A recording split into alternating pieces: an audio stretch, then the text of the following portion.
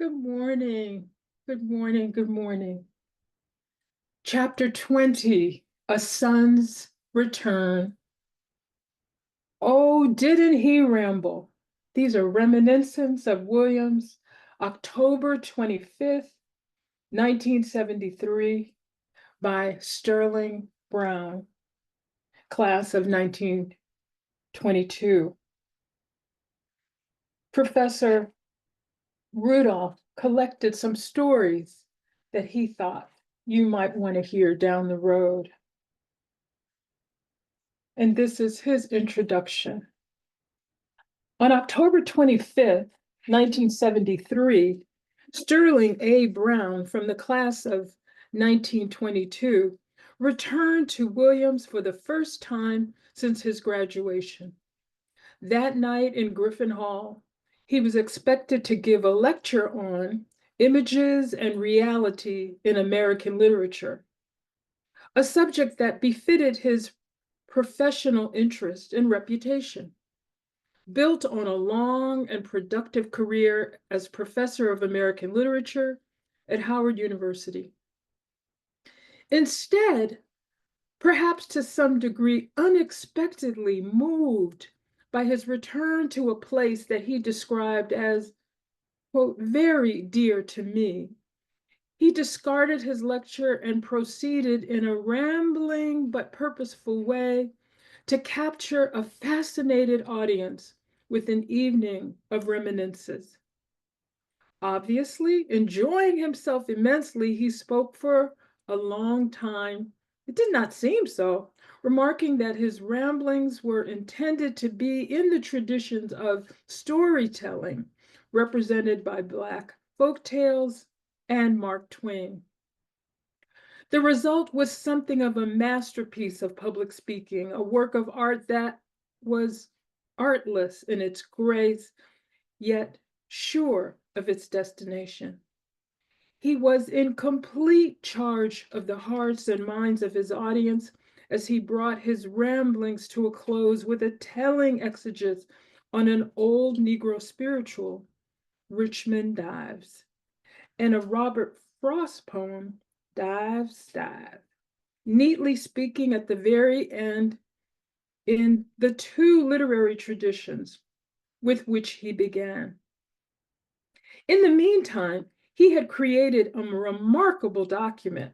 His talk was taped, for that evening in Griffin Hall was not only a distinguished Negro's, quote, I am an old Negro, he insisted, recollection of being a Negro on an old, now England college campus 50 years before, but also a fine teacher's tribute to teachers and teaching. And it was at the same time an unconscious but magnificent assertion of the essence and meaning of a liberal education. In it, liberal learning triumphed. When Sterling Brown and two other Negro classmates entered Williams in 1918, they were following in the footsteps of only 19 others. The first Black graduate of Williams was Geisha C. Bolin of the class of 1889. The 60th Black student at Williams was in the class of 1964. The college was almost 100 years old before the Black student entered, and it took another 75 years for it to enroll a total of 60. At Sterling Brown's Williams, there were at the most only 7 Blacks at one time, although a total of 10 entered during his 4 years. In his talk, he remembered and referred to all but 4 of them. Most of the very talented young Blacks then at Williams, included Brown himself, were from Washington, D.C., graduates of the M Street High School, later renamed to honor Paul Laurence Dunbar, the Black poet. 2 Williams graduates, among the first of the college's Black students, Willis Menard of the class of 1909 and Clyde McDuffie of the class of 1912 were on the faculty of the M Street High School. They tried to steer at least one especially brilliant student to Williams each year. These students and the few other Blacks earned a disproportionate number of the Phi Beta Kappa keys, and almost to a man, all the pre-World War II Blacks followed their Williams undergraduate experience with professional schooling and graduate degrees. By 1930, only 36 Blacks had gone to Williams, but 2 of them had been valedictorians of their class.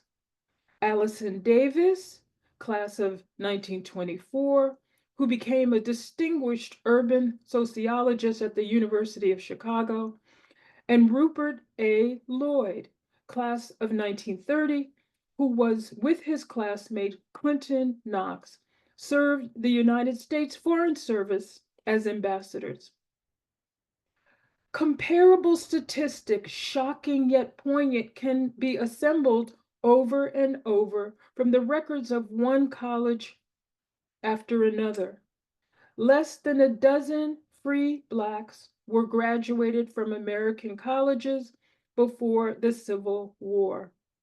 After the war, so-called colleges supported by Northern philanthropy and shaped by the racist philosophy of the dominant caste offered an education to ambitious Blacks, but the quality was low. The emphasis placed on vocational education by Booker T. Washington, moreover, although challenged by W.E.B. Du Bois' concern for what he termed the talented tenth, was critical in shaping the nature of educational opportunities available to Black youth. When Sterling Brown entered Williams, as lonely and as foreign an experience as it promised to be, only Fisk and Howard among the Negro institutions had achieved status as colleges, and that only recently and not altogether convincingly. Williams, or a place like it, was where a young and aspiring Negro with talent and guts belonged in 1918. Sterling Brown was born on the Howard University campus, where his father was a professor of theology. At the time of his Williams talk, he was professor of English emeritus at Howard, but like another distinguished graduate of the M Street High School and Williams, Rayford Logan, class of 1917, professor of history emeritus at Howard, he continued to teach and was a productive scholar. Brown received an MA in English from Harvard in 1923, taught at a number of Negro colleges before returning to his birthplace as professor of American literature in 1929. And during the 1930s, established himself as a pioneer in the study of Afro-American literature, served as an editor with the Federal Writers Project of the WPA, received a Guggenheim Fellowship, and contributed his talents as a researcher to the group that produced Gunnar Myrdal's classic on race in the United States, An American Dilemma. His first book of verse, Southern Road, was published in 1932, and there followed The Negro in American Fiction, Negro Poetry and Drama, and anthologies of Negro writing, all of them testimony to his achievements as a folklorist, poet, and teacher. The collected poems of Sterling A. Brown, published in 1980, received the Lenore Marshall Saturday Review Prize for Poetry, a $5,000 award for the outstanding book of poems published in the United States that year. Sterling Brown received an honorary degree from Williams in June of 1974, 8 months after his talk in Jessup Hall, and much too long after his achievements should have been recognized. The same was true of Allison Davis, class of 1924, who received an honorary degree on the same occasion, and of Rayford Logan, class of 1917, who received an honorary degree in 1965. These belated honors were symbolic of a rising tide of Black consciousness and of society's response. Sterling Brown, A Son's Return, was sponsored by the Williams Lecture Committee and the Afro-American Studies Program. He was introduced by Robert Burns Steptoe, an assistant professor of English whose specialty was the Afro-American literature. Soon after Brown's talk, the library of the Williams Black Student Union was named in his honor. And so Sterling A. Brown's talk began. Thank you for that introduction. I am Jacqueline Strachan Meadows Laughlin, class of 1975, anticipating the gift of attending my 50th reunion at Williams College as a class of 1975 in honor of commemorating this day. We remember who came before and this gracious invitation to return. We are in good company, especially if you've never been back. And so it begins. Thank you a great deal. 51 years is a long time. I was happy to be invited. I'm somewhat melancholy now, which is not my usual state. I've seen briefly the campus, I've seen the changes, I've seen the observatory that was way back, and it's right here now on the street. I've forgotten many of the street names. I've never been in Griffin Hall before. This was for government and history. I've been looking at Agulia Mason, and memories have come back, some bitter, some happy. I've thought about the return ever since I was invited back when I heard the introduction, which was over generous. I thought this must be old folks' week and we're good to gray hairs and bent over people. I am grateful to you young people that you respect your elders, but I thought of the playboy of the Western world in his coffin, hearing the eulogies about him, rose up and said, "Is it me?" And I always wonder, is it me? At my age, these compliments, whether they are true or not, are awful damn good to hear. I talked to Robert Burns Steptoe. It's no accident that Robert Burns is one of my favorite poets. And if Robert Burns Steptoe keeps introducing me like this, he's one of my favorite people.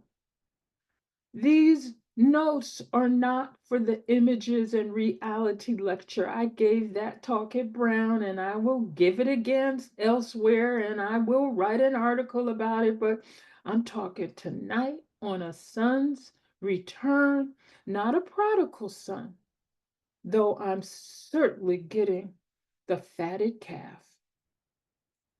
The subtitle comes from an old famous folk song that is well known on college campuses, and that is, "Oh, didn't he ramble?"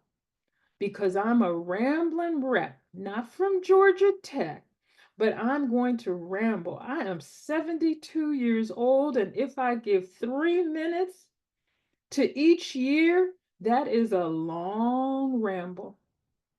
At Howard University, I have been returned. I am the oldest person on the Howard University campus now in active duty. I am older than any maintenance man, any gardener. I am the oldest so and so at Howard, and I am unique in that I'm the only person at Howard who was hired, fired, and I'm not ashamed of it. I'm proud of it. I'm going to tell you why, but the cause was good because I was hired, I was fired, I was rehired, I was retired, I was again rehired.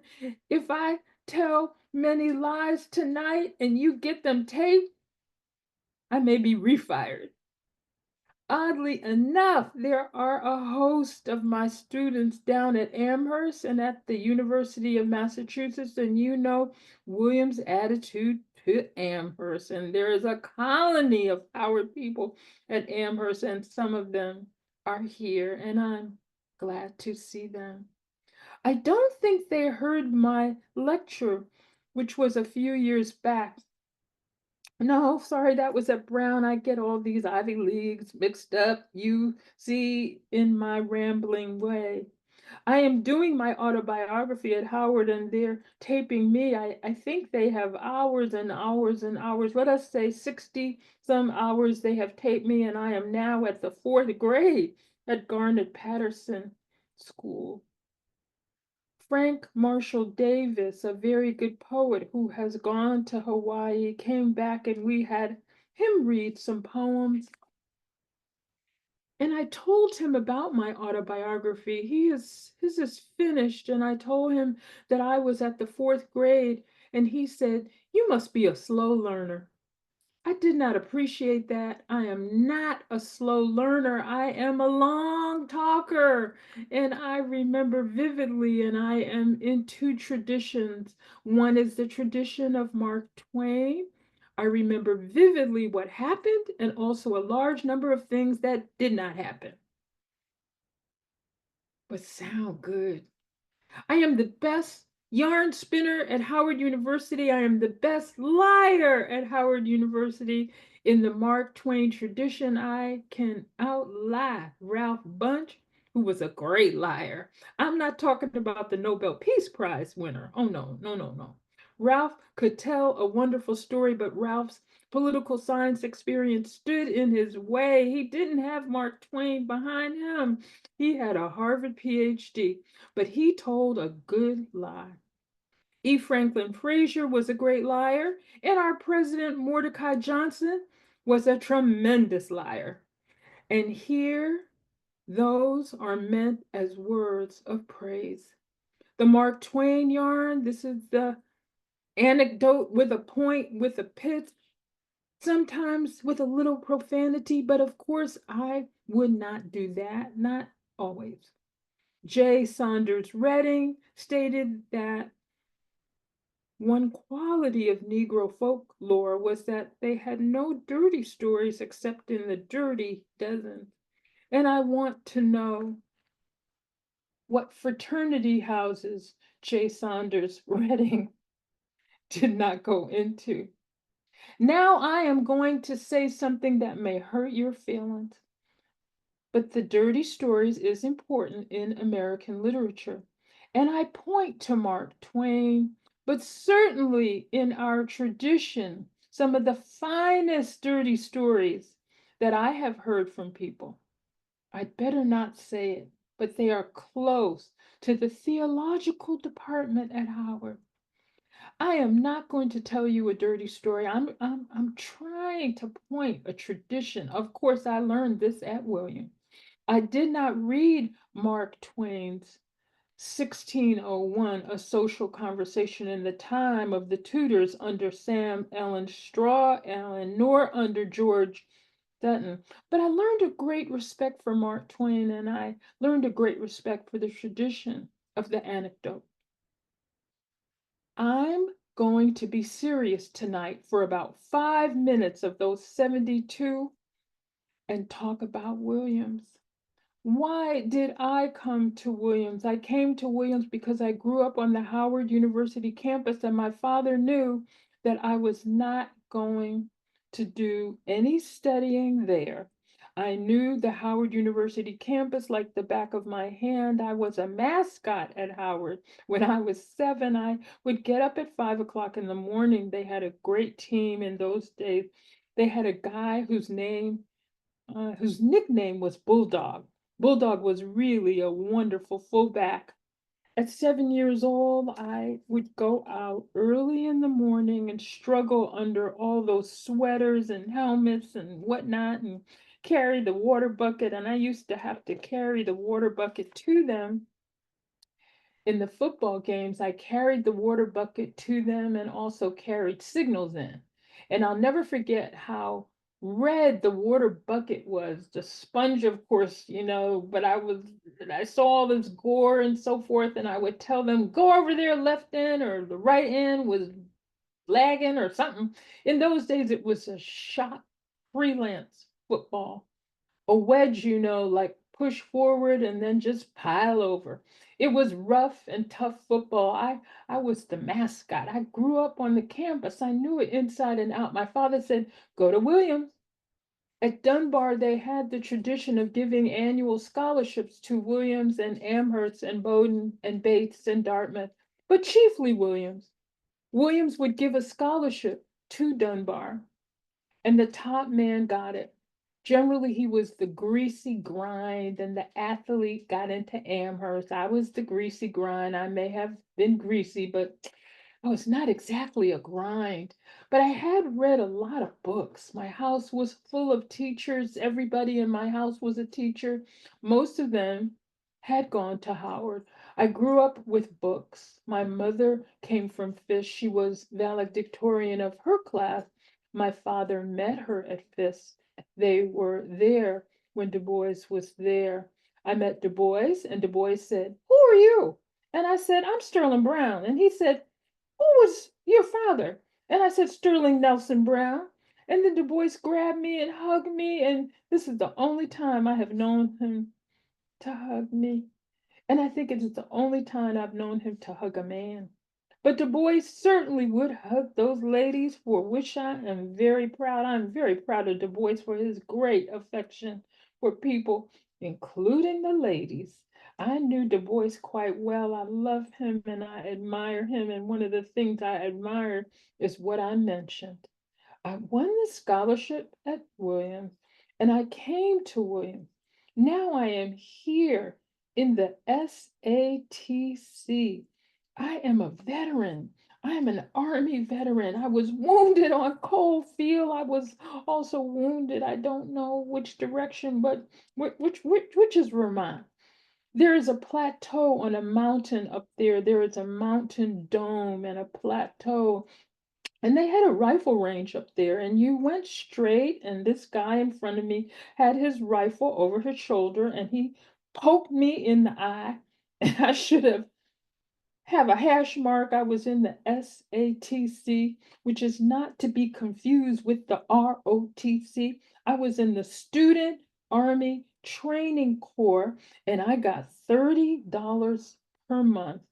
I put my age up to get in because my friend named Axe Ellis was 18 and he wanted to go. And the men that I respected, like Rayford Logan, people of that sort, they were drafted and they had gone into the Army Training Corps. So I wanted to fight for my country and beat the Kaiser and whip the Huns. But the main thing, I wanted to be with the guys who were going. I always went with older men, so I put my age up and got the $30 per month. And when my father found it out, he wanted to shoot me or something. And he said that I did it for the $30. The $30 went nowhere because the junior Carter Marshall would beat me, make me buy him soda pop and chocolates, and my $30 went for nothing. I had a uniform, I was fed, and I started as a corporal and was busted. I ended up as number 4 in the rear rank of the first squad of D Company, which I resented because I had been a major in the cadets at Dunbar. And I showed off, and we had a little man who didn't finish Williams, but he had learned in some summer camp, and he came here and he threw his weight around and he made wrong orders. And I would say, "Oh, you were," and he resented that and he busted me. And he said, "Mr. Brown, when Major General Pugh was talking to the troops and you were standing like this, slumps," which I was, because Major General Pugh was long winded. Major General Pugh used to sing us a song, "Only the game fish swim upstream," and he was a game fish if there ever was one. Pugh was talking and I was loafing, but I was a corporal, and the shaved tail said, "Do you know, Corporal Brown, how you were standing when Major General Pugh was talking? You were standing like this, slump." And I said, "Do you know how you were standing? You were standing like this, slump." So he busted me, and I was 4 in the rear rank, and Carter Marshall got to be the corporal. Now, Carter Marshall was another one of those token Negroes. Carter was junior, and he had come here earlier, and he was accommodated. Henry Adam Brown was not old enough. Hmm,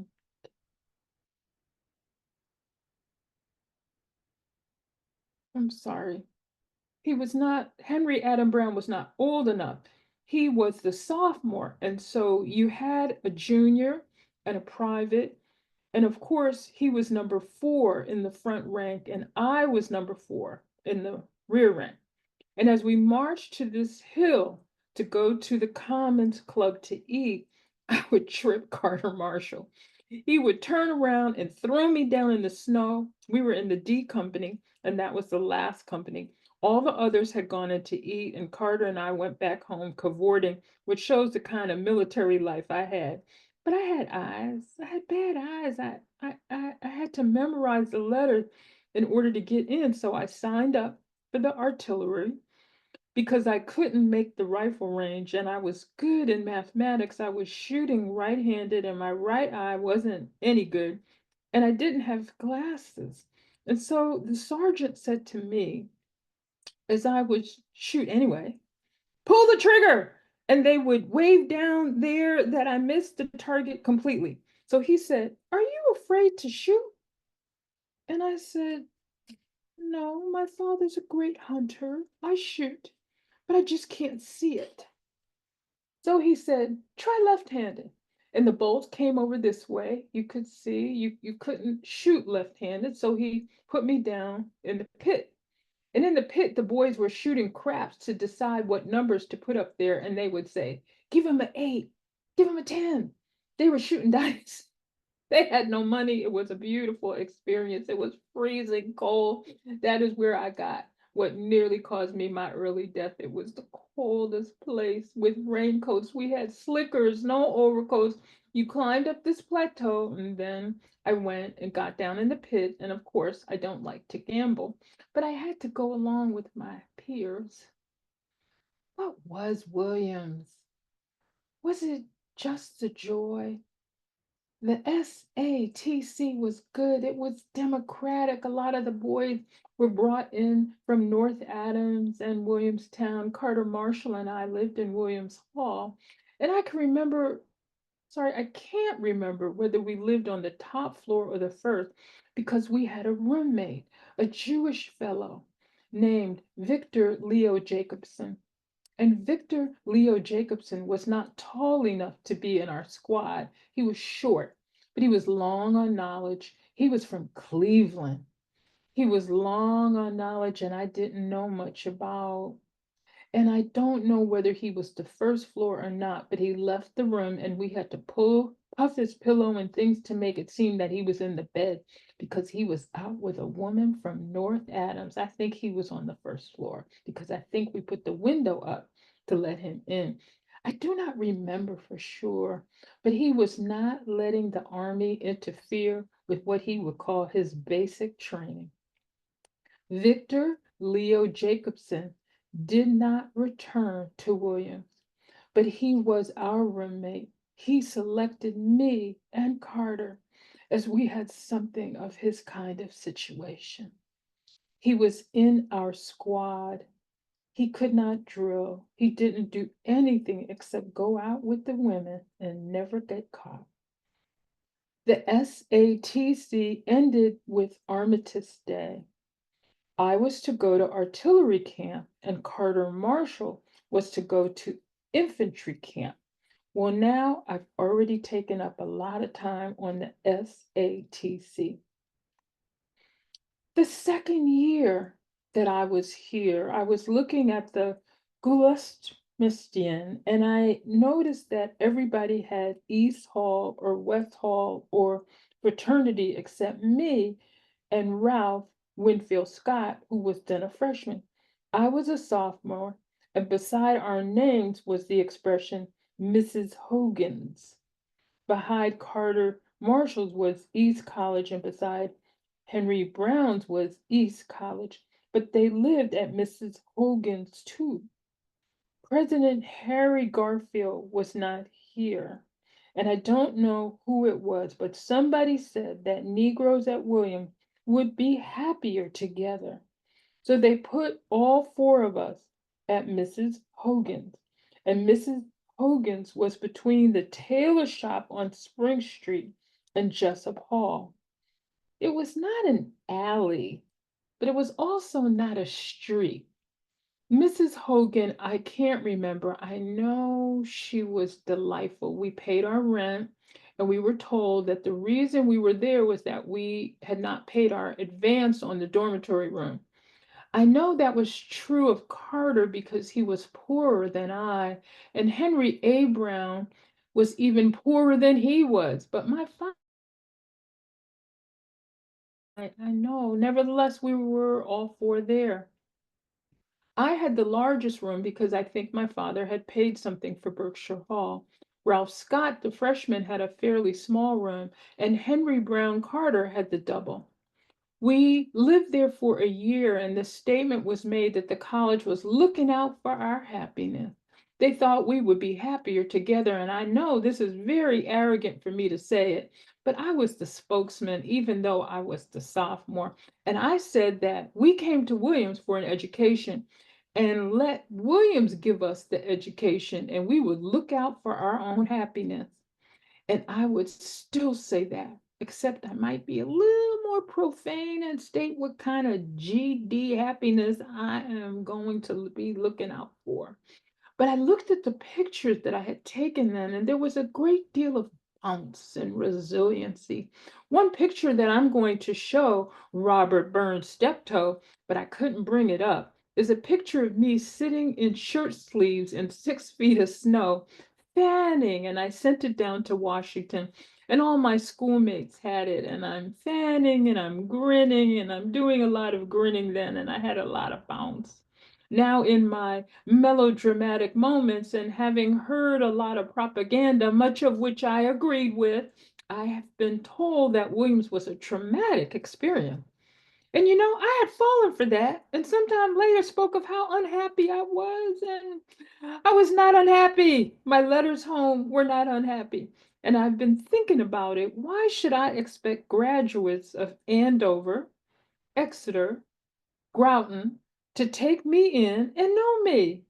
They had never even seen a Negro, and I had never seen a white man their age until I came to Williams. I had never spoken to a white boy, except the little son of the drugstore man where we used to go to get Sundays for my family.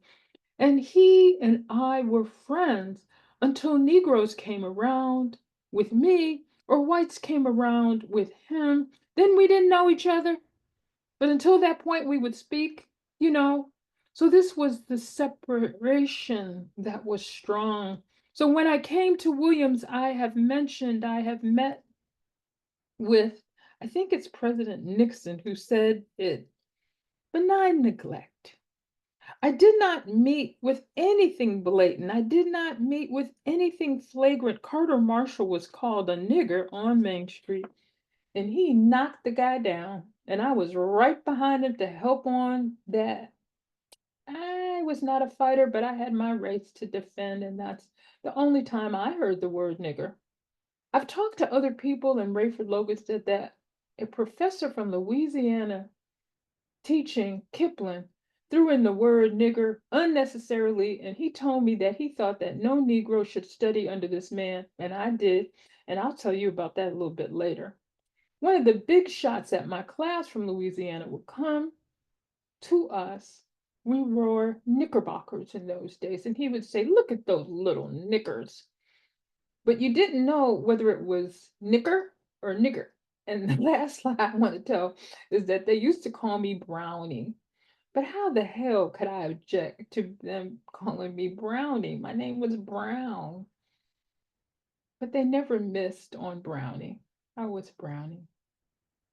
During the Depression, a man as seedy looking as I, as indigent as I am, and as much in need of relief as I, met me at Times Square, and he said to me, "Brownie, are they doing you all right?" This cat was one of the best artists at Williams, and for the Purple Cow, he drew beautiful cartoons. He was in French class with me and a very nice guy. And I know that he knew during the Depression if I needed any help, he would help. I think I could have helped him. I was not a professor. I was not professor at Howard. I was assistant professor, making the glamorous amount of $1,500 a year. This is not Depression time. This was before Depression, so I might have helped him. But the business of Brownie and the rest was there. Now I have not been a good son to Williams in respect to contributions to the Alumni Fund. I have not done as well as I should, nor has the class of 22, according to the record. I know that is wrong. Every now and then I have sent my modicum, and I'm going to send a lot more now that I'm back here because the place is so very dear to me. Now, why is the place dear to me? I owe this place more than this guy at Times Square could tell me. I learned how to read at Williams. I learned how to teach at Williams. I want to read what your new president has said. Your new president, in greeting the freshman, has said, "These next 4 years will come to represent many things to you, friendships that you will cherish for the rest of your life, the development and enjoyment of a variety of skills, growth in social skills and self-confidence, other skills, theatrical, athletic, and musical. But I hope you will perceive your stay at Williams principally as a unique opportunity for the development of a range of intellectual skills and habits that will stay with you for a lifetime and add to your enjoyment, stature, and usefulness as a human being." I did not store up this friendship except for the nucleus of Negro students. I got to know Allison Davis very well. I got to know Carter Marshall and Henry Brown well. Allison Davis and Ralph Scott and I used to go for long walks, and we decided the race problem. We decided the problem of women, which is a serious thing here.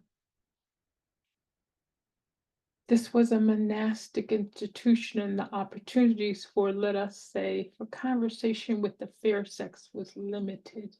The dirtiest thing I did at Williams when I went over to be initiated into the Omega Psi Phi fraternity at Boston University. I went to Boston, Massachusetts, and I had never seen so many beautiful women in my life. Of course, male Bostonians stated that they were not beautiful. I had just not seen women, period.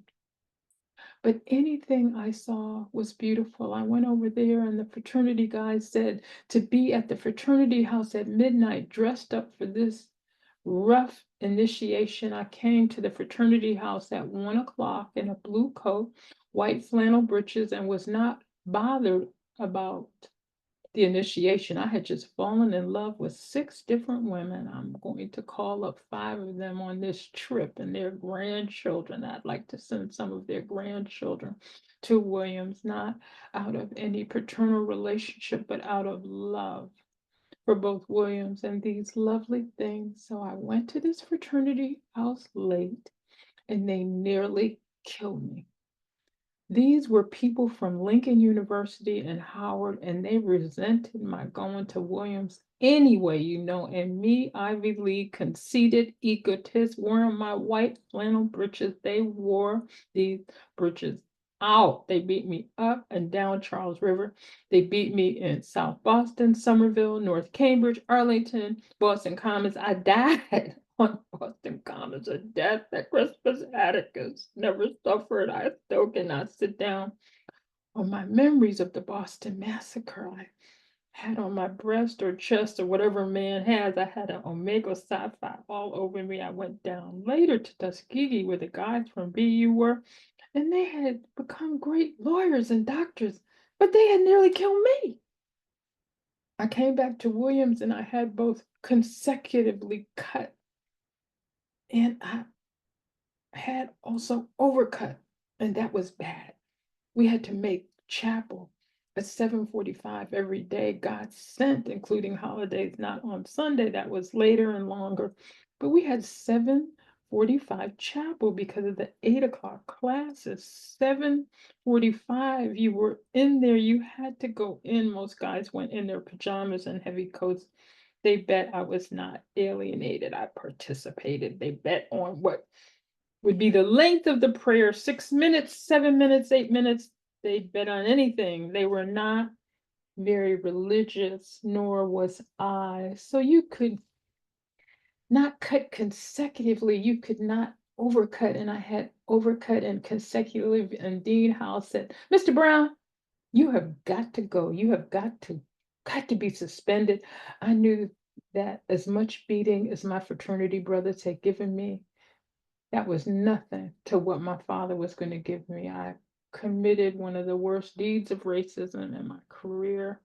I said to Dean House, you would not do this if I were not a Negro. It was the college law. He would have put me out, Nix's son or daughter. He would have put out anybody. I had broken the law. I threw race at him, and he said he's picking on a poor little Negro, and it worked. He was a descendant of abolitionists. This man's grandfather had probably fought at Chickamauga or something, and he nearly cried. He said, Mr. Brown, do you really feel that? And I said, yes. And the other fellows feel it too. From then on, I not only consecutively cut, I ain't thought about chapel. That's not true, really, but it's a good life.